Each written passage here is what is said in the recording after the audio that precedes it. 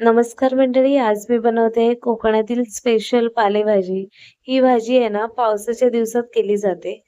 तर ही भाजी मी आधी स्वच्छ धुवून बारीक चिरून घेतली आणि सोबत बारीक चिरलेला कांदा, 4 हिरव्या मिरच्या आणि ओलं खोबरं घेतलं। अगदी झटपट होणारी भाजी आहे। त्यासाठी मी पॅनमध्ये 1 चमचा तेल टाकलं, बारीक चिरलेली मिरची आणि कांदा ॲड केला।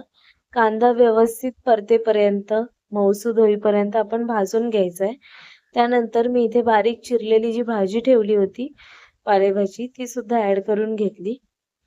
आपण एक गोष्ट कायम लक्षात ठेवायची, पालेभाजी कोणतीही असू देत, ती जास्त वेळ शिजवायची नाही। जास्त शिजवली ना, की त्याला पाणी जास्त सुटतं आणि ती चवीलाही चांगली लागत नाही आणि त्याची जीवनसत्व सुद्धा मरून जातात। त्यानंतर मी इथे मीठ ॲड केलं आणि साधारण 2 मिनिटाची वाफ दिली भाजीला आणि अशा पद्धतीने भाजी आपली ऑलमोस्ट रेडी झाली आहे।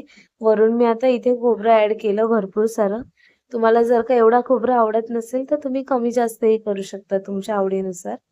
आणि भाजी व्यवस्थित एकत्र करून घेतली। अशा पद्धतीने तयार आहे आपली कोकणातील फेमस पालेभाजी।